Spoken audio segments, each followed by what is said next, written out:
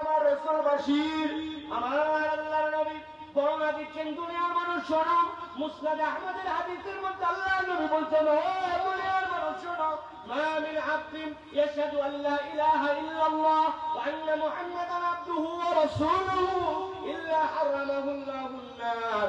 ও দুনিয়ার মানুষ, আমি মুহাম্মদ সাল্লাল্লাহু আলাইহি ওয়াসাল্লাম কেমন করে তোমাদের জন্য বাশীর তোমরা জানো নাকি? আমার আল্লাহ আমাকে এমন একটা সম্মান দিয়েছেন, আমার আল্লাহ বলছেন দুনিয়ার মানুষকে আপনি হাবিব জানায় দেন। দুনিয়ার মানুষের কত গুনাহ আছে, কত অপরাধ আছে, দুনিয়ার মানুষ কত ধরনের দুনিয়ার মধ্যে তার ভুল করেছে, থাকুক না সেগুলো একদিকে, কিন্তু আমি আল্লাহ বললাম মা মিন আবদিন ইয়াশহাদু আল্লা ইলাহা ইল্লাল্লাহ। দুনিয়ার কোন একটা মানুষ যদি আল্লাহর প্রতি কেমন করে ঈমান আনতে হয়, এই ঈমানটা যদি সে বুঝে দেয়, আল্লাহর প্রতি কেমনে তার বিশ্বাস স্থাপন করতে হয়, আল্লাহ বিশ্বাসের সেই মৌলিক দিকগুলোর প্রতি যদি তার বিশ্বাস মজবুত হয়ে যায়, এরপরে যদি আল্লাহ মুহাম্মাদান আবদুহু ওয়া রাসূলুহু, মুহাম্মদ সাল্লাল্লাহু আলাইহি ওয়াসাল্লাম কেমন করে আল্লাহর আব্দ আর কেমন করে তিনি আল্লাহর রাসূল, এই দুই বিশ্বাস যদি তার মধ্যে ক্লিয়ার হয়ে যায়, রাসূল আপনি জানিয়ে দেন ইল্লা হারামাহুল্লাহুন নার। ওই বান্দা দুনিয়ায় যত গুনাহ করুক, যত অপরাধ করুক না কেন, আমি আল্লাহ এই দুই বিশ্বাসের দাম এমন দিলাম, আপনাকে বাশারাতের ঘোষণা দিতে বললাম, ওই ঈমানদারের প্রতি আমি আল্লাহ রব্বুল আমিন চিরস্থায়ীভাবে জাহান্নামে থাকাকে আপনার কারণে হারাম করে দিলাম। এই জন্য আল্লাহ রাব্বুল আমিন বলছেন, রাসূল আপনি দুনিয়ার মানুষের কাছে যে আরেকটা জিনিসের ঘোষণা দেন। আল্লাহ রাব্বুল আমিন আয়াতে কারীমা নাযিল করলেন, সূরা আরাফের 158 নম্বর আয়াত আল্লাহ রাব্বুল আমিন বলছেন, রাসূল আপনার পরিচয়টা একটু বড় করে দুনিয়ার মানুষের কাছে উপস্থাপন করেন। আয়াতে কারীমা আল্লাহ নবীর প্রতি, কুল ইয়া আইয়ুহান নাসু ইন্নী রাসূলুল্লাহি ইলাইকুম জামিআ। হে রাসূল আপনি দুনিয়ার মানুষের কাছে দিয়ে বলেন, ও দুনিয়ার মানুষ, দুনিয়ার বুকে যারা মায়ের পেটের থেকে দুনিয়ার বুকে ভূমিষ্ঠ হবে, যাদের পরিচয়টা দুনিয়ার মানুষের কাছে মানুষ হিসাবে থাকবে, হয়তোবা তার পা নাই, হয়তোবা তার হাত নাই, হয়তোবা চোখ নাই, হয়তোবা কালো, হয়তোবা ফর্সা, হয়তোবা লম্বা, হয়তোবা ছোট, হয়তোবা বাংলাদেশে জন্মগ্রহণ করেছে, হয়তোবা আফ্রিকার গহীন জঙ্গলে, হয়তোবা মক্কায়, হয়তোবা আফ্রিকায়, যেখানেই হোক না কেন, রাসূল আপনি দুনিয়ার মানুষের কাছে জানিয়ে দেন, আমি আল্লাহ আপনাকে ঘোষণা দেওয়ার ইজাজত দিলাম, কুল ইয়া আইয়ুহান নাস, দুনিয়ার বুকে যত মানুষ নামে তোমরা থাকবে, আমি রাসূল বললাম ইন্নী রাসূলুল্লাহি ইলাইকুম জামিআ, আমি আল্লাহর পক্ষ থেকে দুনিয়ার সব মানুষের জন্য রিসালাত নিয়ে রাসূল হিসেবে প্রেরিত হয়েছি। আপনারা আমার রাসূল এই জন্য ভাবার কোনো কারণ নেই, কেবলমাত্র ঈমানদারের রাসূল, কেবলমাত্র মানুষের মধ্যে থেকে যারা মুসলিম তাদের জন্য রাসূল, কেবলমাত্র আরবের রাসূল না, না না, আল্লাহ বলছেন রাসূলুল্লাহি ইলাইকুম জামিআ।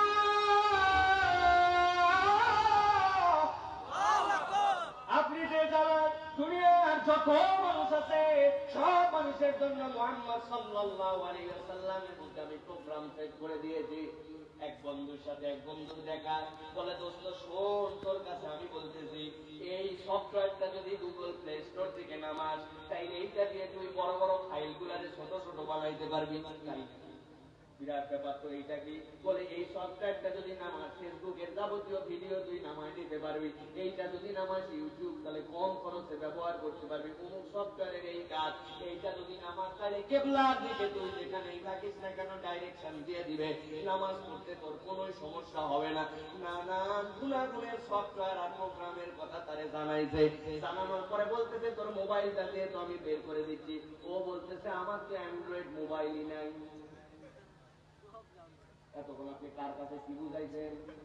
ওর কাছে ওই প্রোগ্রাম বলেই কি, ওর কাছে ওই সফটওয়্যার দিয়েই কি, অর্থ প্রোগ্রাম ইনস্টল করার মতো কোনো আইটেমই নাই। কি আমার আল্লাহ বলছেন দুনিয়ার মানুষ, আমি যেই মানুষটারে দুনিয়ার মানুষের জন্য পাঠাইলাম, আমি আল্লাহ নিজে বলতেছি রাসূলুল্লাহ ইলাইকুম জামিআ, দুনিয়ার মানুষ ওই নবীকে ওই পরিমাণ যোগ্যতা দিছি, সেই পরিমাণ যোগ্যতা দিলে সেই মানুষটা ওই প্রেসিডেন্ট থেকে শুরু করে ওই চাকর, ওই ঝাড়ুদার থেকে শুরু করে ওই বিশ্ব ব্যাংকের মালিক, এই পর্যন্ত যতগুলা স্তর আছে, যতগুলা পেশা আছে, যতগুলা মৌলিক অবস্থান আছে, সব শ্রেণীর মানুষের জন্য রিসালাত এবং আদর্শ তার মধ্যে ঢুকাইয়া দিয়া তবে আমি আল্লাহ বললাম রাসূল আপনাকে দুনিয়ার বুকে পাঠিয়েছি।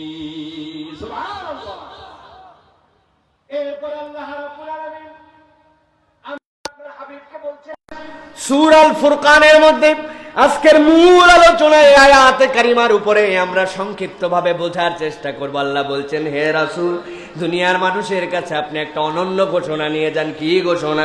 তাবারাকাল্লাযী নাযালাল ফুরকানা আলা আবদিহি লিয়াকুনা লিল আলামিনা নাযীরা। আমার আল্লাহ রাব্বুল আলামিন গভীর মনোযোগ দিয়ে বুঝেন, এই আয়াতে কারিমার মধ্যে অনেকগুলি তথ্য আছে, অনেকগুলি বিষয় বোঝার আছে। আমি জিজ্ঞাসা করব, আপনারা একে একে উত্তর দেন। প্রথমে অনুবাদটা একটু বুঝেন। আমার আল্লাহ বলছেন তাবারাকাল্লাযী, আমি রব্বুল আমিন নিজেই বলতেছি, মহানত্বের ঘোষণা দিলাম, আমি আল্লাহ বড়ত্বের ঘোষণা দিলাম, পবিত্রতার ঘোষণা দিলাম। আল্লাযী, ওই রবের জন্য যিনি এই ফুরকানকে অবতীর্ণ করেছেন। খেয়াল করে দেখেন তো, এইখানে প্রশংসাটা যে করা হচ্ছে, এইখানে বরত্বটা যে ঘোষণা দেওয়া হচ্ছে, পবিত্রতার ঘোষণা দেওয়া হচ্ছে, কার ব্যাপারে দেওয়া হচ্ছে? জোরে বলেন। তাবারাকাল্লাযী, ঘোষণাটা দেওয়া হচ্ছে আল্লাহর ব্যাপারে। ঘোষণাটা দিচ্ছেন কে? আল্লাহ। খেয়াল করেন, যিনি এই ঘোষণাটা দিচ্ছেন তিনি নিজের ব্যাপারে ঘোষণা দিচ্ছেন। ব্যাপারটা কি? আল্লাহ নিজেই নিজের প্রশংসা করছেন, নিজেই নিজের বরত্বের জানান দিচ্ছেন। কোরআনুল কারীমের তাফসীর যারা করেছেন তারা বলছেন এর মধ্যে একটা নিগূঢ় রহস্য আছে, এর মধ্যে একটা বড় চিন্তার বিষয় দুনিয়ার মানুষের কাছে আছে। একটা উদাহরণ দেই, তাহলে বুঝবেন আল্লাহ কেন এই কথা বললেন। বরত্ব ওই রবের যিনি নিজেই ঘোষণা দিচ্ছেন নিজের পবিত্রতার, তার কারণ কি আল্লাহ বলছেন। অন্য আয়াতে কারিমা আপনাদের কাছে বড় কমন। আল্লাহ বলছেন সুবহানাল্লাযী আসরা বিআবদিহি লাইলাম মিনাল মাসজিদিল হারামি ইলাল মাসজিদিল আকসাল্লাযী বারাকনা হাওলা। আল্লাহ রাব্বুল আমিন মিরাজের আয়াতে কারিমা অবতীর্ণ করতে যে বলেছেন সুবহানাল্লাযী, আমি পবিত্রতা ঘোষণা করতেছি ওই রবের। আল্লাহ নিজেই নিজের পবিত্রতা ঘোষণা করতেছেন। কেন ঘোষণা করছেন? আল্লাহ বলছেন এমন বিস্ময়কর একটা ঘটনা ওই রাত্রে ঘটেছিল, যেই ঘটনা 1000 কোটি বছর মানব চিন্তার মগজের মধ্যেও ধারণ করা সম্ভব হবে না। সুবহানাল্লাযী আসরা বিআবদিহি, আল্লাহ নবী বাইতুল্লাহ শরীফে, যেই বাইতুল্লাহ থেকে বাইতুল মুকাদ্দাস ওই প্যালেস্টাইনে যেতে কিছু না লাগলেও 7 দিন লাগে। কয় দিন? ঘোড়ার পিঠে করে। আমার আল্লাহ বলছেন ওই রাত্রে বেলায় আমার হাবিবকে আমি আল্লাহ ওই বাইতুল্লাহ থেকে বাইতুল মুকাদ্দাস পর্যন্ত নিয়ে গেছি। কেবল তাই নয়, আমি আল্লাহ রাব্বুল আমিন সেখান থেকে ঊর্ধ্বাকাশে ভ্রমণ করাইছি সেই বোরাক দিয়ে। যেই বোরাকটা এত দ্রুতগামী, এত বড় ছিল, এক আসমান থেকে আরেক আসমান 500 আলোক বৎসরের অধিক রাস্তা। আর ওই বোরাক এক ধাপ দিয়ে দিয়ে এক এক আসমান 7 ধাপে 7 আসমান পার হয়ে গেছে। আল্লাহ বলছেন এত বড় ঘটনা, যেই ঘটনা তোমার মাথার মধ্যে কাজ করবে না, তোমার চিন্তার মধ্যে ধরবে না, আমি আল্লাহ সেই জন্য বললাম সুবহানাল্লাযী আসরা বিআবদিহি। ও বান্দা, এত বড় ঘটনা, উদাহরণটা কিছুটা দুনিয়ার সাথে মিলে জন্য তোমাদের কাছে আমি রব্বুল আমিন জানাই দিলাম। এত বড় ঘটনার শুরুতে আমি আল্লাহ নিজেই নিজের প্রশংসা করেছি। তার মানে বিস্ময়কর কোন ঘটনা যখন ঘটে, ওইটা বোঝানোর আগে আমার আল্লাহ নিজের প্রশংসা নিজেই করেন। সুবহানাল্লাহ।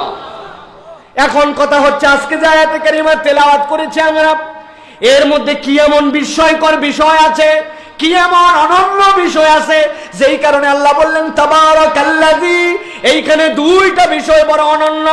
এক নম্বর বিষয় আল্লাহ বলছেন আমি নিজেই নিজের প্রশংসা করে, আমি নিজেই নিজের তাবারক জানায়া তোমাদের কাছে দুইটা সংবাদ দেই, বান্দা বুঝে নাও।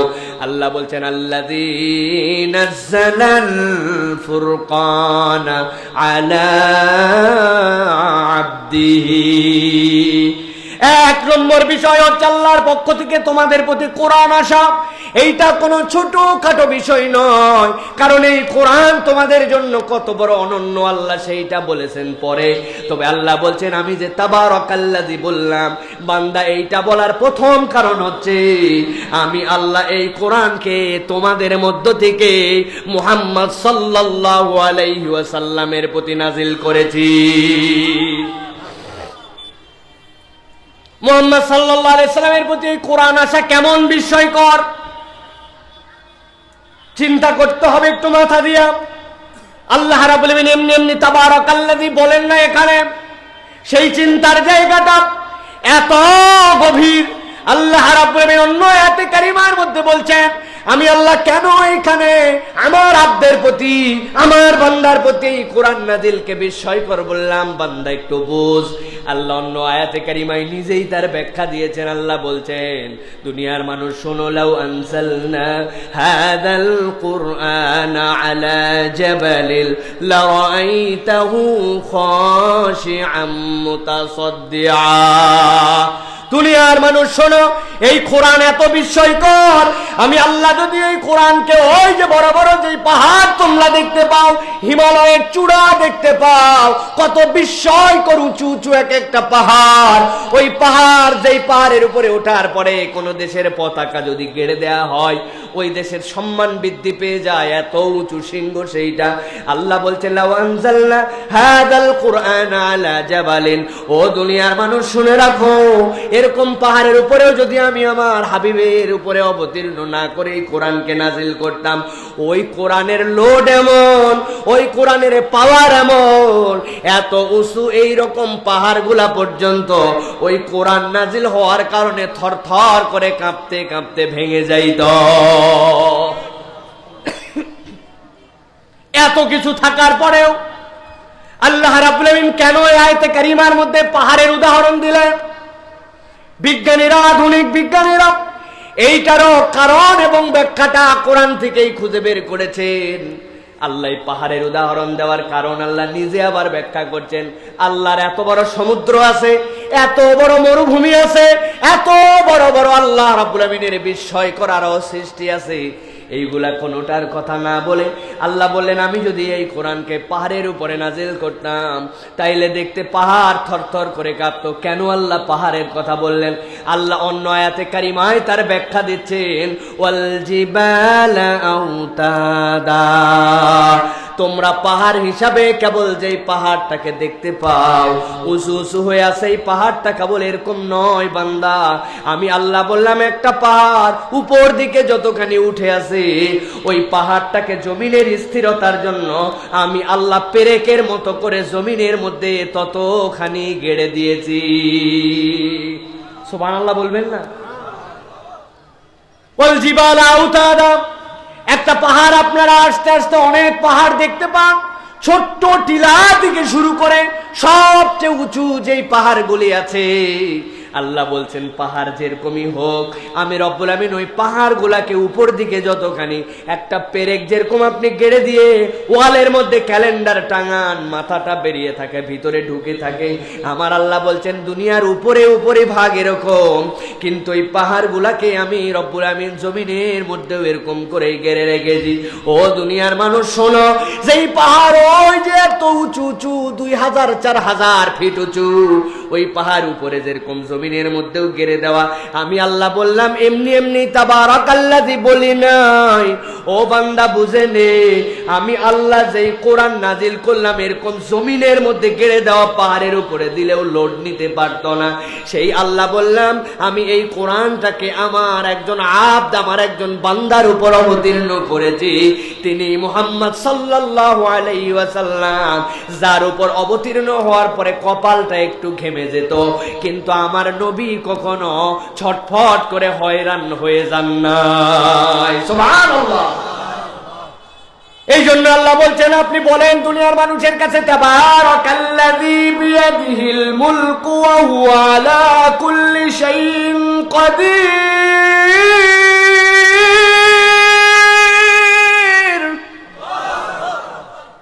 দুনিয়ার মানুষ, ওই রব তো তোমার সেই রব, যেই রব তোমার রাসূলের প্রতি কোরআন দিলেন। কোরআনই কেবল দিলেন না, আল্লাহ বলছেন এটা এত বিস্ময়কর, এত অনন্য, যেই কোরআন আমার বান্দার উপরে দিলাম, ওই বান্দা তার নড়েও নাই, চড়েও নাই। এই জন্য তোমরা মেরাজের ঘটনার আগে সুবহানাল্লাযী বুঝো, কিন্তু এই জায়গার তাবারাকাল্লাযী বুঝতে হলে মাথা খাটাতে হবে। আমার হাবিবের শানের কারণেই আল্লাহ প্রথমে তাবারাকাল্লাযী বলেছে। এবার আল্লাহ বলছেন, দুনিয়ার মানুষ ভালো করে বুঝে নাও, কোরআন অবতীর্ণ করলাম বিস্ময়কর ভাবে, কোরআনকে কার উপরে দিলাম তাও জানালাম। এবার আমি আল্লাহ তোমাদের কাছে বলতে চাই, এই কোরআন কেন দিলাম, রাসূল সেইটাও আপনি দুনিয়ার মানুষের কাছে জানায় দেন। আমার আল্লাহ রাব্বুল আলামিন বলছেন, লিয়াকুনা লিল আলামিন নাযীরা।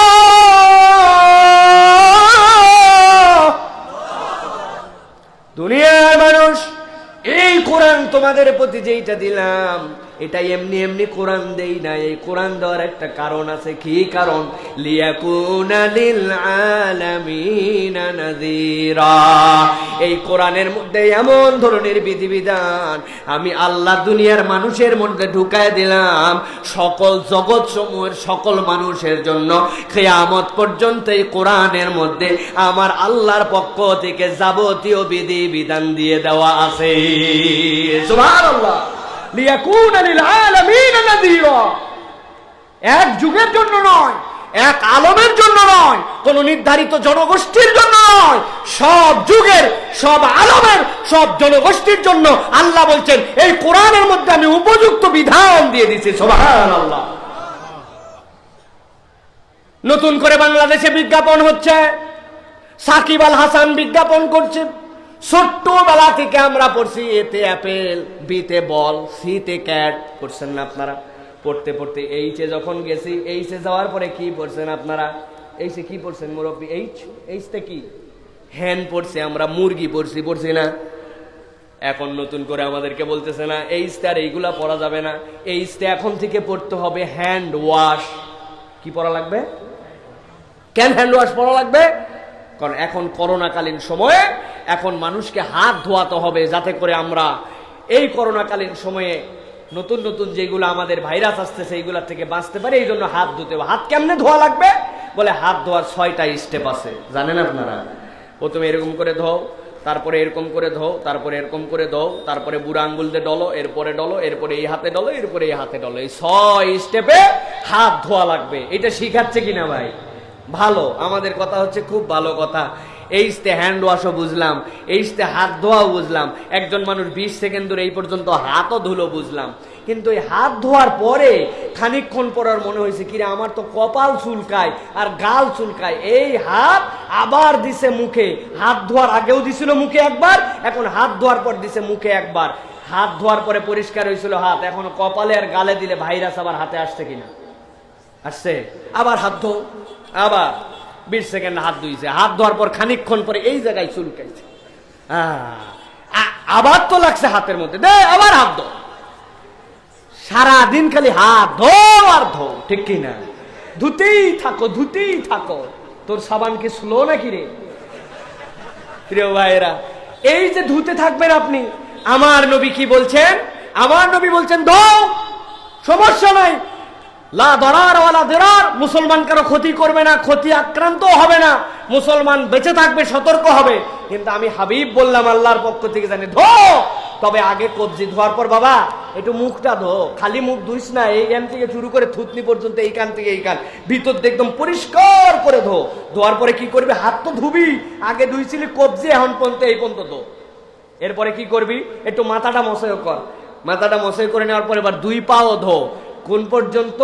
টাকনু পর্যন্ত। বাসার মধ্যে যদি ঢোকে, হাত টাত সব ধুইছে, পা জুতা খোলার সময় পায়ের মধ্যে তো দেশের সবার থুতু নিয়ে আইছে, নিয়ে আসার পর ওই পায়ে ময়লা আছে, পাও ধো। আল্লাহ রসুল বলেন এটা হচ্ছে আমার আল্লাহর পক্ষ থেকে দেওয়া, দুনিয়ার পক্ষ দেওয়া। এইটাও ভালো, কিন্তু এটা অসম্পূর্ণ। আর আমার রসুলের পক্ষ থেকে দেওয়াটা হচ্ছে সম্পূর্ণ। ঠিক কিনা? লিয়াকুনা লিল আলামিনা নাযীরা। ঠিক কিনা? আমি তো এখন দেখি কতককে মাথার মধ্যে মশারি পরে ঘোরে, দেখছেন ভাই? দেখছেন? জিজ্ঞাসা করলাম, ভাই মাথায় মশারি কেন তোমার? কয় ভাইরাস ঠেকাচ্ছি। ভালো কথা, যেহেতু ডাক্তার অনেকেই পড়তে হয় এটার দ্বারা। আমি বললাম, ভাই তোমার মাথার মধ্যে মশারি, ভালো কথা, আমার কোনো আপত্তি নাই, ভাইরাস ঠেকাও। কিন্তু আমি যখন মাথার মধ্যে টুপি পরতাম বা আমরা পরি, এখন তো তোমার ওই মশারি পরে কেউ টিটকারি করে না, কিন্তু তোমার মশারির থেকে তো আমার মাথার টুপিটা একটু ভালো। তো হুজুর দেখলে আর মাথার টুপি দেখলে তুমি টিটকারি করো কেন? মহিলার মুখের মধ্যে দেখি এখন 3 খান মাস্ক। প্রথমে একটা দিছে এই যে সাসার, এইটা, এরপরে দিছে উপর দিয়ে N95, তার উপরে আবার একটা দিছে, দিয়া মুখ দেখি এতখানি। আমাদের বউ, আপনাদের স্ত্রী, আমাদের মা বোনেরা মুখের মধ্যে হিজাব করে, পর্দা করে, তখন তাদেরকে বলে ব্যাকডেটেড। আর মুখের মধ্যে এটা লাগায় ঘুরে, কেমন করে এটা অসামাজিক হয়। এখন যে তুমি 3টা মাস মুখে লাগাইছো, তুমি তাইলে কেমনে সামাজিক হইলা? ঠিক না? কই বোন কোথায় যাচ্ছিস? কয় হাসপাতালে। কয় আল্লাহর দোহাই লাগে, যে অবস্থা চলতেছে, সেকেন্ড ওয়েভ আসতেছে, অতএব হাসপাতালে গেলে তুই একটা PPE পরে যা। কি পরে যা? PPE। আরে মিয়া উল্টা পাল্টা কইলাম, PPE পরে যা। কয় PPE দাম কত? কয় 750 থেকে শুরু, 7,500 শেষ। ওরে বাবা রে বাবা, এই পিপি আমি কোথায় পাবো? আমি এইগুলা পড়তে পারবো না। কয় শোন, তাইলে একটা বিকল্প আছে। কি বিকল্প? কয় বিকল্প হচ্ছে তোর বাড়িতে কেউ বাইক চালায়? কয় হ্যাঁ, আমার হাজবেন্ডেরই বাইক আছে। কয় যার বাইক আছে নিশ্চয় তার বাড়িতে রেনকোট আছে, তুই কিছু না পারলে অন্তত রেনকোট পরে যা। মহিলা এখন গায়ের মধ্যে একটা রেনকোট পরছে, মুখের মধ্যে 3 খান মাস্ক, মাথার মধ্যে দিছে মশারির টুপি। যেই আমি টুপি পরলে, আমার স্ত্রী হিজাব করলে, বোরখা পরলে, তাদেরকে জীবন্ত টেন্ট বলে টিটকারি করে। সেই মহিলা এখন মাথার মধ্যে মশারি, মুখের মধ্যে 3টা মাস্ক, গায়ের মধ্যে রেনকোট পরে, তারে কেন ব্যাকডেটেড বলা হয় না জিজ্ঞাসা করি? তাহলে ইসলামী পোশাক পরলে আর ইসলামী এই ড্রেস আপ করলে আপনারা তো চুলকানি কেন? আমার আল্লাহ বলছেন লিয়াকুনা লিল আলামিনা নাযীরা।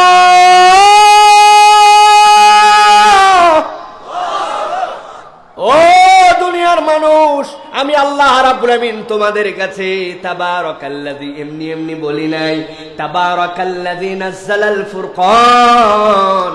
এটা বড় বিস্ময়কর একটা গ্রন্থ, যেটা দিলাম কার উপরে দিলাম? যার উপরে দিলাম, দেওয়াটাও একটা বিস্ময়কর। আর আমি আল্লাহ বললাম লিয়াকুনা লিল আলামিনা নাযীরা। তুমি নতুন নতুন পথ, নতুন নতুন মত আবিষ্কার করবে, আর একে একে তুমি পানি পাবে না, খেউ হারায় ফেলবে।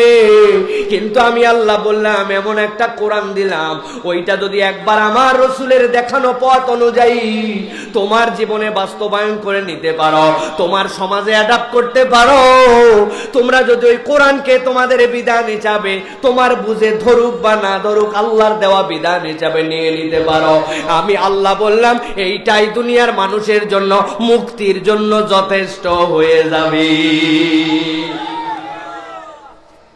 এরপরে আমার আল্লাহ রাব্বুল আলামিন সর্বশেষ তার রসুলকে বলছেন, রসুল আপনার বিশ্বাসের, আপনার মর্যাদার এই অংশটুকু আপনার উম্মতের জন্য আপনি নজরানা করেন। এইটা হচ্ছে আমার হাবিবের জন্য সবচেয়ে বড় বিস্ময়কর নিয়ামত। আমার আল্লাহ বলছেন দুনিয়ার মানুষের কাছে যে জানান, এখানে যারা আছেন প্রত্যেকটা ইমানদার মাত্র আয়াতে কারিমাটা জানেন। আপনার আল্লাহ বলছেন ওয়ামা আরসালনাকা ইল্লা রাহমাতাল লিল আলামিন। আমার আল্লাহ বলছেন ওয়ামা আরসালনাকা, গভীর মনোযোগ দিয়ে আমার দিকে খেয়াল করেন। আল্লাহ বলছেন ওয়ামা আরসালনাকা, আমি রাসূল আপনাকে দুনিয়ার বুকে প্রেরণ করিলাম। জিজ্ঞাসা করি বলেন তো, আপনার আমার নবী দুনিয়ায় আসছেন না আসেন নাই? কথা বলেন, আসছেন না আসেন নাই? আমার আল্লাহ বলছেন আসেন নাই। ওয়ামা আরসালনাক, আপনাকে প্রেরণ করি নাই ইল্লা, তবে ইস্তেসনা করে আপনাকে জানাচ্ছি দুনিয়ার মানুষ শোনো, আমার হাবিবকে আমি পাঠিয়েছি, প্রেরণ করেছি। হ্যাঁ, কি হিসাবে পাঠিয়েছি? রাহমাতাল লিল আলামিন। জগৎ যতগুলো আছে সব জগতের জন্য আমার হাবিবকে রহমত হওয়া, রহমতের যোগ্যতা, রহমত বানায়া তবে আমি মুহাম্মদ সাল্লাল্লাহু আলাইহি ওয়াসাল্লামকে পাঠিয়েছি। সুবহানাল্লাহ বলেন। জিজ্ঞাসা হচ্ছে প্রিয় ভাইয়েরা, এই আয়াতে কারিমার সরল অর্থ আমরা সবাই জানি, আমার নবী হচ্ছেন সকল আলমের জন্য রহমত। কিন্তু এই আয়াতটা আপনার আমার অন্তরের মধ্যে ঢুকে না, এই আয়াতটা আমরা অনুভব করতে পারি না। আমি সংক্ষিপ্ত সময়ে এই আয়াতে কারিমার দুইটা অংশের একটুখানি ব্যাখ্যা আপনাদের কাছে বুঝাতে চাই। একটু অন্তর খুলে দিয়ে বোঝেন। আমার আল্লাহ নিজে এই আয়াতে কারিমার ব্যাখ্যা করতেছেন কোন জায়গায় জানেন নাকি? কোরআনুল কারিম আপনি হাতে নিলেন, কোরআন হাতে নেওয়ার পরে কোরআন আপনি খুলতে শুরু করলেন। কোরআনুল কারিম যেই না আপনি খুললেন, খোলার পরে একদম প্রথম পাতায় যখন চলে গেলেন, যাওয়ার পরে আপনি কোরআন খোলার সাথে সাথে পড়েন আউযু বিল্লাহি মিনাশ শাইতানির রাজিম। এইটা কোরআনুল কারিমের মধ্যে লেখা নাই, কিন্তু আল্লাহ রাব্বুল আমিন এরপরে যেইটা লিখেছেন বিসমিল্লাহির রহমানির রহিম। আপনি বিসমিল্লাহির রহমানির রহিম যেই না পড়া শেষ, আমার আল্লাহ ওয়ামা আরসালনাকা ইল্লা রাহমাতাল লিল আলামিনের বুঝটা এর পরের আয়াতের মধ্যেই দিয়েছেন। কোরআন খোলার সাথে সাথে আপনি কি পড়তেছেন? আলহামদুলিল্লাহি রাব্বিল আলামিন। সবাই তো হাজার হাজার লক্ষ লক্ষ বার পড়েছি আলহামদুলিল্লাহি রাব্বিল আলামিন, কিন্তু অনুভব করে দেখি নাই কি বলেছে এর মধ্যে। আলহামদু মানে সকল প্রশংসা, প্রশংসার যা হয় সবগুলাই হচ্ছে রবের, তাই তো? লিল্লাহি কার জন্য? তিনি আল্লাহ, যার জন্য আমি প্রশংসা করতেছি সেই আল্লাহটাকে রব। রব মানে হচ্ছেন প্রতিপালক, রব মানে হচ্ছেন যিনি মানুষকে সৃষ্টি সহ দুনিয়ার সব কিছুকে কোনো মিসাল ছাড়া সৃষ্টি করতে পারেন, আবার সেইটাকে চালাতেও পারেন, সেইটাকে রিজিকও দিতে পারেন। এইটা দিতে যে তার কোনো কষ্ট করতে হয় না, তিনি হচ্ছেন রব। এবার আল্লাহ বলছেন যার প্রশংসা তিনি আল্লাহ, তিনি রব। তিনি কোন পর্যন্ত রব? আল্লাহ এরপরে বলছেন আল আলামিন, তিনি তো সকল জগৎ, যতগুলা জগৎ আছে সব জগতের জন্যই রব, আর তার প্রশংসা বান্দা তুই করি। সুবহানাল্লাহ। আলামিন মানে জগৎ সমূহ বলছি, এতে কি বা মাথায় ধরলো আর কি বা ধরলো না, অন্তরের মধ্যে কোনো ক্রিয়া প্রতিক্রিয়া নাই। আলামিন শুনেই থাকি রাত দিন, সকল জগৎ, আসলে জগৎটা কি? আমি আপনাদের কাছে সংক্ষিপ্ত ভাবে দুটো উদাহরণ দিব জগতের ব্যাপারে, ছোট্ট একটু একটা ধারণা আপনাদের মাথায় পরিষ্কার হবে।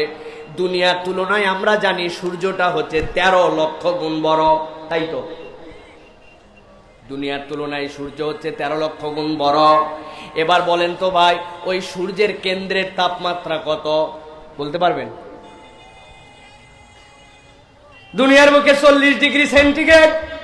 50 ডিগ্রি যদি আসে মাথা খারাপ হয়ে যায়। আর সূর্যের কেন্দ্রের তাপমাত্রার ধারণা পেতে হলে প্রথমে আপনাকে লোহা গলানোর তাপমাত্রার ধারণা পেতে হবে। একটা লোহা আপনার হাতের মধ্যে আছে, আপনি নিয়ত করছেন এই লোহাটাকে আপনি গলায় ফেলবেন, গলানোর পরে এইটাকে আপনি কাপের শেপ দিবেন, এইটাকে আপনি নাট বানাবেন, এইটাকে বল্টু বানাবেন, যা ইচ্ছা তাই বানাবেন। লোহারে তার আগে পানি বানাই ফেলতে পারেন আপনি। মাত্র আপনার জন্য বেশি নয় 2000 সেন্টিগ্রেডের কাছাকাছি তাপমাত্রা যদি আপনি দেন, একটা লোহা গলে পানি হয়ে যাবে, এরপরে আপনার যা ইচ্ছা তাই বানাতে পারেন। আর বিজ্ঞানীরা বলছেন যে লোহা গলাতে 2000 সেন্টিগ্রেড লাগে, সূর্যের কাছাকাছি প্রায় 1.5 কোটি সেন্টিগ্রেড তাপমাত্রা আল্লাহ রাব্বুল আমিন প্রত্যেক মুহূর্তে উৎপাদন করে। দুনিয়ার তুলনায় 13 লক্ষ গুণ বড় একটা সূর্য। বিজ্ঞানীরা বলছেন এই 13 লক্ষ গুণিত 500 দিলে যে সাইজ হবে, এরকম হাজার হাজার গ্রহ উপগ্রহ ওই প্রথম আসমানের নিচে ঘুরে ঘুরে বেড়ায়। বিজ্ঞানীরা তার কুল কিনারা করতে পারে না। এত বড় বড় জিনিসপত্রগুলা আসমানের নিচে নিচে ঘুরে বেড়ায়। দেখতে দেখতে তারা তাকায় দেখে আসমানে যে মিটি মিটি মিটি মিটি করে যে তারাগুলি রাত্রে বেলা জ্বলে, আপনার আমার কাছে কত ছোট ছোট এক একটা তারা, দুনিয়ার তুলনায় 13 লক্ষ গুণ বড় সূর্য, সূর্যকে গুণিত 500 দিলে যত বড়, এইরকম বড় বড় হাজার হাজার গ্রহ উপগ্রহকে যদি এক জায়গায় করা হয়, আর ওই আসমানের মধ্যে ছোট্ট ছোট্ট যে তারা স্টার আছে ওইগুলার মধ্যে যদি ফেলে দেওয়া হয়, মিলিয়ন মিলিয়ন সূর্য সাইজ যদি ওর মধ্যে নিক্ষেপ করা হয়, একটা 10 বিঘার পুকুরের মধ্যে যদি একটা মার্বেল ফেলেন আপনি, সেই রকম ওই পুকুরের খবর হবে না, ওই পুকুর জানতেও পারবে না কি তার মধ্যে গেছে। এইরকম লক্ষ কোটি সূর্য একটা তারার মধ্যে যদি ফেলে দেন, বিজ্ঞানীরা বলছে এক একটা তারা এত বড় এত বড় এত বড়, ওই তারাগুলা টেরও পাবে না এতগুলা সূর্য তাতে ফেলা হয়েছে। বিজ্ঞানীরা বলছেন ওই তারাগুলা নিজের কক্ষপথে চলে, আমরা তো বলি সবাই আল্লাহর জন্য নির্ধারিত পথ দিয়ে তাওয়াফ করে, ঠিক কি না? বিজ্ঞানীরা বলছেন তারা তার নিজের লাইনে চলতেছে, যেই তারা মিলিয়ন সূর্য খেয়ে ফেলতে পারে এত বড়। দেখতে দেখতে দেখলাম কোথায় যেন একটা ব্ল্যাক হোল গহ্বর আছে, চলতে চলতে এই তারা যেগুলা এত বৃহৎ যার মাপ আমরা জানি না, ওখানে টপ করে পড়ে যে হারায় যায়, আর কোনদিন ওই তারাগুলাকে খুঁজে পাওয়া যায় না। যা কিছু বলা হচ্ছে সবগুলা প্রথম আসমানের নিচে। আল্লাহ বলছেন আল্লাহু রাব্বুস সাবা সামাওয়াত, আল্লাহ এরকম 7টা আসমান জমিনের মালিক। সেই আল্লাহ বলছেন তুই কি তোর রবকে চিনিস নাকি? কে তোর রব? আলহামদুলিল্লাহি রাব্বিল আলামিন।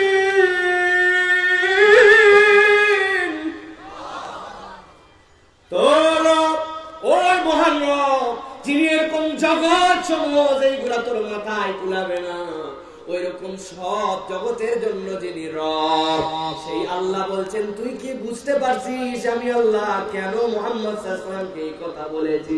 ওয়া মা আরসালনাকা ইল্লা রাহমাতাল লিল আলামিন। আমি আল্লাহ যতগুলা জগৎ আছে এই জগৎগুলোর জন্য রব, তুই তার প্রশংসা করলি, আর আমি সেই আল্লাহ তোদেরকে জানাচ্ছি মুহাম্মদ সাল্লাল্লাহু আলাইহি ওয়াসাল্লামকে চিনছিস নাকি? আমি আল্লাহ যত জগতের জন্য রব, তোদের নবী মুহাম্মদ সাল্লাল্লাহু আলাইহি ওয়াসাল্লাম অতগুলা জগতের জন্য রহমত।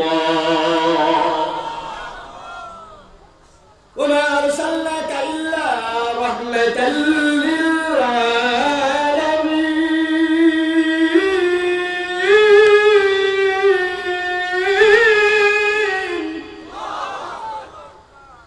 আমার হাবিবকে তোমাদের সামনে পরিচয় করাই দিচ্ছি, আমার হাবিব যেমন তেমন হাবিব নয়।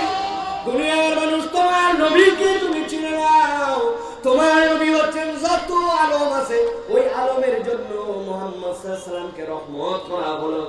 এখন জিজ্ঞাসা আসবে একটা, নবী আকরাম সাল্লাল্লাহু আলাইহি ওয়াসাল্লাম দুনিয়ায় যতদিন পর্যন্ত ছিলেন ততদিন পর্যন্ত মানুষের জন্য তিনি রহমত ছিলেন, আমরা হাতে নাতে তার প্রমাণ দেখেছি, ঠিক কি না? ইয়া রাসূলুল্লাহ, এই দেখেন আমার চোখটা বের হয়ে আসছে, কেমনে বাড়াইলো? বলে উহুদের যুদ্ধে একজন আমারে বর্ষা মারছিল, আমার চোখের মধ্যে বিঁধে গেছিল, বর্ষাটা যখন তুলেছি বর্ষাটা তো একা একা উঠে নাই, বর্ষার টানার সাথে সাথে ও চোখটাকেও নিয়ে বের হয়েছে। ইয়া রাসূলুল্লাহ দেখেন নাড়ি টাড়িগুলা লেগে আছে কিন্তু চোখটা কোঠর থেকে বেরিয়ে আসে। আল্লাহ নবী আদর করে চোখটা নিয়ে সাহাবীর ভিতরে ঢুকায় দিয়েছেন, মুখের থেকে একটু লালা নিয়ে এই দিক দিয়ে লাগায় দিয়েছেন।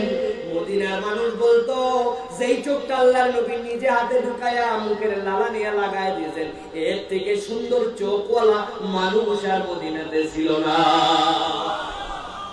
ওই সাহাবী নিজের মুখে বলেছেন আমি এই চোখে যতদূর দেখতে পাই এর থেকে বেশি সুন্দর আর অন্য চোখে দেখতে পাই না। সুবহানাল্লাহ। আমার নবী হযরতে আবু হুরায়রা রাদিয়াল্লাহু তাআলা আনহু মসজিদে নববীর সামনে দাঁড়াইছেন, মনের কষ্ট, 7 দিন হলে পেটের মধ্যে দানা পানি যায় না। আবু বকর যদি জিজ্ঞাসা করে খাইছো নাকি, তাইলে বলবো আমার খাওয়া লাগবে একটু।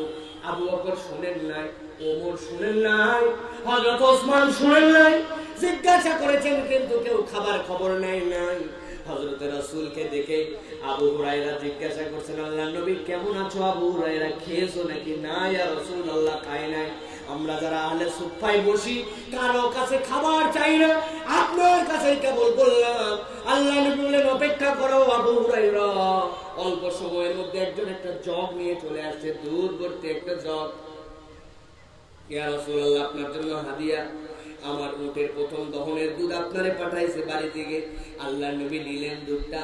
আবু হুরায়রা, আবু হুরায়রা, ইয়া বুনাইয়া, আবু হুরায়রা আল্লাহর নবী যেই না ডাক দিয়েছেন, আবু হুরায়রা খুশিতে লাফাতে লাফাতে আসতেছে, কারণ তার পেটে কত ক্ষুধা আবু হুরায়রা এটা জানে। আল্লাহর নবী বললেন, আবু হুরায়রা, এই আহলে সুফার মধ্যে আর কতজন লোক আছে? বলে, ইয়া রাসূলুল্লাহ 70 জনের বেশি আছে। আল্লাহ নবী বললেন, সবগুলোরে ডাক দাও। আবু হুরায়রার পেটে ক্ষুধা, মনে করছিল আল্লাহ নবী তারেই দিয়ে দিবেন। এখন মনটা একটু খারাপ, এক মগ মাত্র দুধ, 70 জন লোক। আল্লাহ নবী ডাক দেওয়ার পরে আবু হুরায়রা সিরিয়াল দিয়ে বসাইলেন। আবু হুরায়রার কাছে মগটা দিয়ে বললেন, বিসমিল্লাহ বলে ডান দিক থেকে খাওয়ানো শুরু করো।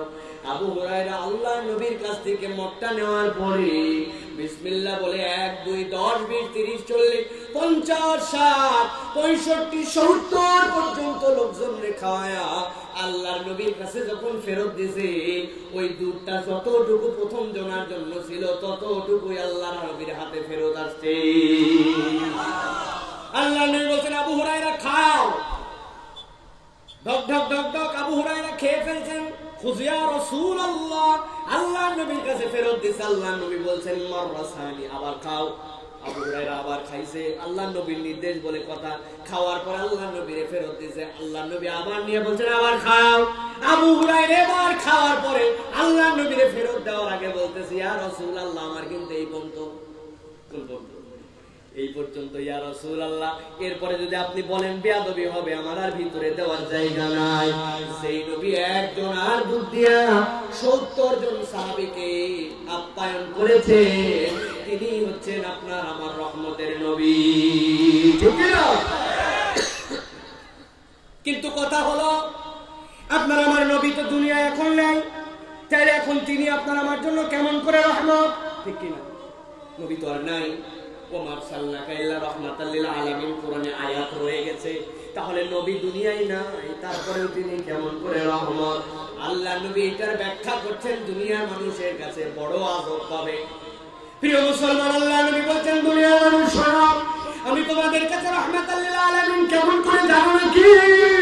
ও আমার উম্মত, বুঝে নাও, দুনিয়ায় আল্লাহ যত পয়গম্বর, যত রাসূল দুনিয়ার বুকে পাঠাইছে, সব নবী রাসূলের জন্য আল্লাহ রাব্বুল আলামিন একটা সুপ্রিম পাওয়ার, একটা সুপ্রিম পারমিশন, একটা সুপ্রিম আল্লাহর কাছে গ্র্যান্ট হবে এরকম আবেদন পেন্ডিং করে দিয়েছেন। যখন তোমার প্রয়োজন হবে আমার কাছে দোয়া করবে, আমি আল্লাহ রাব্বুল আলামিন তোমার দোয়া করতে দেরি, কবুল হতে দেরি হবে না। হযরত নূহ আলাইহিস সালাম 1 বছর 2 বছর নয়, দীর্ঘ প্রায় 950 বছর নানান বিপদে পড়ছেন, আল্লাহর কাছে নানান আরজি দিয়েছে।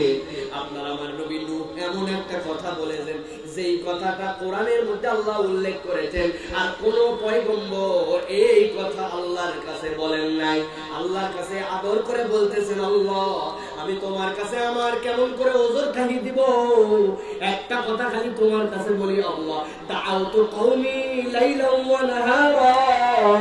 দুনিয়ার মানুষ দিনের বেলা কাজ করে, রাতে বেলা আরাম করে, কিন্তু আমি নূহ তোমার কাছে জানাচ্ছি, আল্লাহ, দাআউতু কওমি লাইলান ওয়া নাহারা, আমি কেবল আমার কওমকে দিনের বেলায় ডাকি নাই, রাত দিন আমার উম্মতের জন্য চেষ্টা করেছি আল্লাহ। কিন্তু আজকে 950 বছর পরে বুঝলাম আমার উম্মত কথা শোনার জাত নয়। আজকে আমার সুপ্রিম পাওয়ারটা তোমারে দিয়ে দিলাম। আল্লাহ রাব্বুল আলামিন, তুমি আমার দোয়া দিলাম, তুমি এই উম্মতকে ধ্বংস করে দাও। আল্লাহর পক্ষ থেকে আসছে বিধান, এক মুহূর্ত দেরি হয় নাই, আল্লাহ কবুল করে নিয়েছেন। কবুল করে নেওয়ার সাথে সাথে আল্লাহ তার কওমকে ধ্বংস করে দিয়েছেন। নূহ আলাইহিস সালামের দোয়া কিন্তু শেষ, ঠিক কি না? নূহ আলাইহিস সালামের দোয়া যে শেষ, এটার প্রমাণ আমার দুনিয়াতে আছে। নূহ আলাইহিস সালাম ছেলেরে বলছিলেন, আয় বাবা, ঈমান এনে তুই আমার কিস্তির মধ্যে উঠ। সন্তান কথা শুনে নাই, বলছে কিসের কি, আমি ওই পাহাড়ের উপরে থাকবো। যখন পাহাড়ের উপরে গলা পর্যন্ত পানি, আল্লাহর কাছে নূহ আলাইহিস সালাম বলছেন, আল্লাহ আমার ছেলেটা তো ডুবে যাচ্ছে। আল্লাহ আল্লাহ বলছেন, নূহ একটা কথাও বলবে না, তোমার একটাই দোয়া ছিল, দোয়া শেষ। আমি আল্লাহ উপর জুপরি তোমারে বললাম, ইন্নাহু লাইসা মিন আহলি, যদি সে ঈমান না আনে, ঈমানদার না হয়, হাজার তোমার সন্তান হোক না কেন, আমি আল্লাহর ঘোষণা হচ্ছে সে তোমার পরিবারই নয়। নূহ আলাইহিস সালামের দোয়া শেষ। হযরত মূসা আলাইহিস সালাম অনেক বিপদের সময় পার করেছেন, দোয়া করেন নাই, কিন্তু একদিন নিয়ত করছেন তার পুরা কওমকে নিয়ে বের হয়ে চলে যাবে। যেই না পুরা কওম নিয়ে রওনা হয়েছেন, ফেরাউন জানতে পেরেছে মূসা পালায় যায়, পিছন থেকে লালায় দিছে ফেরাউনের বাহিনী, পিছনে পিছনে দৌড়ায়া যেই নয় সাগর পারে এসে হাজির। হযরতে মূসা আল্লাহর কাছে বলছে, আল্লাহ এতদিন পর্যন্ত বিক্ষিপ্ত ছিলাম, আমার কাছে মারলেও একজন দুইজন, আজকে তো সদল বলে আমি হাজির, আমারে যদি আজকে মারে আজকে আমার বংশ সহ শেষ। এখন তোমার কাছে আমার স্পেশাল দোয়া দিয়ে দিলাম, আল্লাহ তুমি আমার কওমকে নিয়ে এই সাগরটা পার করার ব্যবস্থা করো। আল্লাহ বলছেন, তোর দোয়া যদি এইটাই সেই দোয়া হয়, আমি আল্লাহ কবুল করলাম। মার বাড়ি মারছে, বাড়ি 12টা রাস্তা হয়ে গেছে। হযরত মূসা আলাইহিস সালাম তার কওমকে ওই পারে পার হয়ে গেছে। মূসা আলাইহিস সালামের কওম ওই পার থেকে যখন দেখছে যে এই রাস্তায় আমরা পার হয়ে আসছি, ওই রাস্তায় তো ফেরাউনের দল আছে, মূসারে বলছে, মূসা রাস্তা বানাইছো, আমাদেরকে পার করছো, কিন্তু পিছন দিয়ে তো দেখি এখন ওরাও আসে, এটা ঠেকাও। মূসা আল্লাহর কাছে বলবেন কি, তার দোয়া তো শেষ।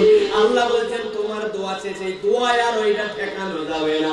আমি আল্লাহ রহমত করে এরপরে মূসার কওমকে বাঁচায়া ওর মধ্যে ফেরাউনকে মারছে, ওইটা মূসার দোয়া নয়, মূসার দোয়ায় রাস্তা হইছে, কিন্তু বাকিটা আমি আল্লাহ রব্বুল আমিনের রহমতে হইছে, কারণ মূসার দোয়া শেষ। আমার রাসূল আরবি সাল্লাল্লাহু আলাইহি সাল্লাম দুনিয়ার বুকে এমন কতগুলো সিচুয়েশন হয়েছিল যেই সময় আল্লাহ নবী দোয়া করতে পারতেন, আমার কথা একদম শেষ, গভীর মনোযোগ দেন। এখানে অনেক মুরব্বী আছেন, আপনাদের কাছে একটা প্রশ্ন করব, ভাই আপনারা কেউ কি কখনো খড়ম দেখেছেন? খড়ম, কাঠের একটা খড়ম কেমনে পড়ে, একটা নখ কেবল থাকে, নখ দিয়ে বুট আঙ্গুলিয়ার পাশে নখ দিয়ে ধরে, কি চাচা? যদি একটু কাদা হয়, যদি একটু মাটি নরম হয়, খড়মের নিচে যদি আটকায়, পায়ের থেকে ছুটে যেতে মুহূর্ত দেরি হয় না, ঠিক না? একটু কল্পনায় নেন, ঠান্ডা মাথায় আপনার হাবিবের কথা একটু চিন্তা করেন। আল্লাহর হাবিব চলে গেলেন সেই তায়েফের ময়দানে। কতবার এই ঘটনা শুনেছেন, ঘটনা বলতেছি না, 30 সেকেন্ড অনুভব করেন। আল্লাহর নবীকে কেমন মারা মারলো, কেমন রক্তটা তার ঝরাইলো। হাদিসের মধ্যে আসতেছে আল্লাহর নবী খড়ম পড়েছিলেন, যেই খড়ম পায়ের থেকে খুলে যাওয়াই স্বাভাবিক, সেই খড়মে এমন ভাবে রক্ত জমা, সেই খড়ম পায়ের সাথে এমন ভাবে আটকায় যে আল্লাহর নবীর পায়ের খড়ম খোলা যায় না। একটা মানুষের গায়ে কেমন পাথর মারলে, কেমন আঘাত করলে, আর সেই রক্তটা কেমন করে শরীর থেকে ধুয়ে ধুয়ে গেলে একটা মানুষের খড়ম আটকায়, একটু মাথার মধ্যে দিয়ে চিন্তা করেন। আল্লাহর ফেরেশতারা সহ্য করতে পারে না। মালাইকুল জামাল এসে বলছে, ইয়া রাসূলুল্লাহ শুধু একটু বলেন, দুই পাহাড়কে একত্র করে শেষ করে দেওয়া হবে।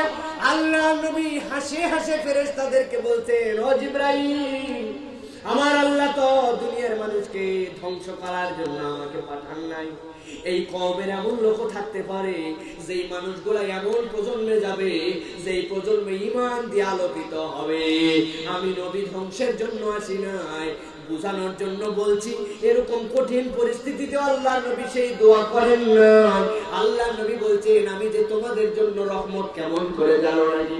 কিয়ামতের ময়দান যখন হয়ে যাবে, আমার আল্লাহ যখন বিচার ব্যবস্থা কায়েম করবেন, আমার আল্লাহ রাব্বুল আমিন ওই দিন যখন পুলসিরাত কায়েম করে দিবেন, দুনিয়ার মানুষগুলা পার হয়ে হয়ে তাদের জান্নাতের দিকে যেতে শুরু করবে। যাদের আমলের মধ্যে গুনাহ আছে, যাদের জান্নাতে যাওয়ার টিকিট নাই, কিন্তু ঈমানটা ক্ষুদ্র একটু হলেও আছে, ওই মানুষগুলা যখন আটকায় যাবে, আমার রাসূল বলছেন ওই দিন আমি দাঁড়ায় যাব আল্লাহর কাছে। দাঁড়ানোর পরে আল্লাহর কাছে বলবো, আল্লাহ তুমি তো আমার কাছে আরো একটা ওয়াদা করেছিলে, দুনিয়ায় জানাইছিলে, ওয়ালা সাওফা ইউতিকা রাব্বুকা ফাতারদা, আপনারে আমি এমন খুশি করব যেই খুশি দেওয়াতে আপনি সন্তুষ্ট হয়ে যাবে। ও আমার আল্লাহ, আজকে আমার ওই খুশির জায়গাতে আমার এই দোয়াটা আমি দিয়ে দিলাম। আমার দোয়া হচ্ছে আপনার কাছে, আমার উম্মতের যারা গুনাহগার, যাদের আমলের মধ্যে কমতি আছে, কিন্তু আশহাদু আল্লা ইলাহা ইল্লাল্লাহ ওয়া আন্না মুহাম্মাদান আবদুহু ওয়া রাসূলুহু, এই বিশ্বাসটা বিশুদ্ধ করে আপনার কাছে আসছে। আমার ওই দোয়া যেটা আপনি কবুল করবেন বলেছেন, ওই শাফাতের জায়গায় দিয়ে দিলাম।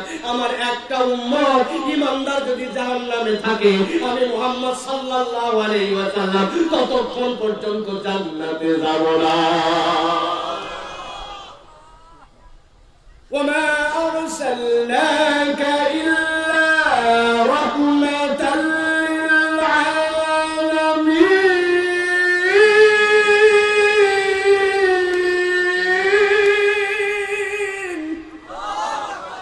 আমার আল্লাহ বলছেন, এই হচ্ছেন রহমতের নবী, এই হচ্ছেন তোমাদের নবী, তিনি হচ্ছেন মুহাম্মদ সাল্লাল্লাহু আলাইহি ওয়াসাল্লাম। তুমি যদি তাকে স্বীকার করো, চারটা বিশ্বাস তোমাকে মেনে নিতে হবে। মুখে মুখে মুহাম্মদ সাল্লাল্লাহু আলাইহি ওয়াসাল্লাম আমার নবী বললে হবে না। আমার নবীর নবুয়ত সার্বজনীন, আমার নবীর মাধ্যমে নবুয়তের সমাপ্তি, নবুয়তের দায়িত্ব পরিপূর্ণভাবে পালন করেছেন। আমার নবীর নবুয়তের সকল শিক্ষা পূর্ণাঙ্গ এবং কিয়ামত পর্যন্ত কার্যকর। এই বিশ্বাস আর এর বাস্তবায়নের কর্মী যদি আপনি হন, ওই দিন রহমাতাল লিল আলামিনের শাফাত পেয়ে যাবে। বুঝছেন? তাহলে মুহাম্মদ সাল্লাল্লাহু আলাইহি ওয়াসাল্লাম ঘোষণা দিলাম, আমার নবী মুহাম্মদ সাল্লাল্লাহু আলাইহি ওয়াসাল্লাম এই মুখের চাপাবাজিতে ওই দিন নবীর শাফাত পাওয়া যাবে। এই চারটা বিষয়, প্রতিটা বিষয়ে এক এক দিন আলোচনা হতে পারে। কনসেপ্ট ক্লিয়ার, আল্লাহ নবীর শাফাত আমাদের জন্য মঞ্জুর। আর না হলে ওই দিন যাওয়ার পরে নবীরে চিনতেও পারবেন না, নবীও আমাদেরকে চিনতে পারবেন। আল্লাহ আমাদের কাছে হেফাজত করুক, বলেন আল্লাহুম্মা আমিন। ওয়া মা আলাইনা ইল্লাল বালাগ। সুবহানাকাল্লাহুম্মা বিহামদিকা আশহাদু আল্লা ইলাহা ইল্লা আনতা আস্তাগফিরুকা ওয়া আতুবু ইলাইক। আল্লাহুম্মা আমিন। اللهم ربنا ظلمنا انفسنا وان لم تغفر لنا وترحمنا لنكونن من الخاسرين।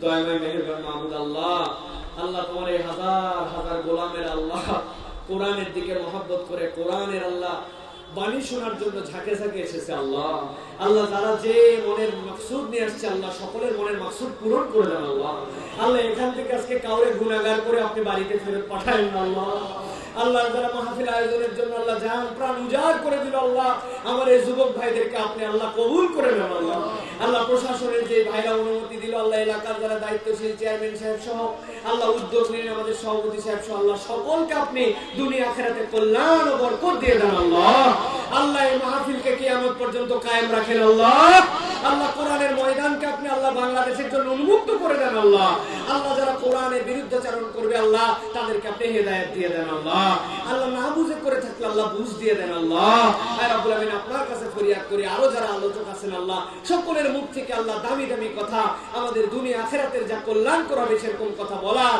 শোনার এবং আমল করার নিয়তে যাওয়ার তৌফিক দিয়ে দেন। আল্লাহ সুবহান রাব্বিকা রাব্বিল ইজ্জাতি আম্মা ইয়াসিফুন ওয়া সালামুন আলাল মুরসালিন ওয়ালহামদুলিল্লাহি রাব্বিল আলামিন।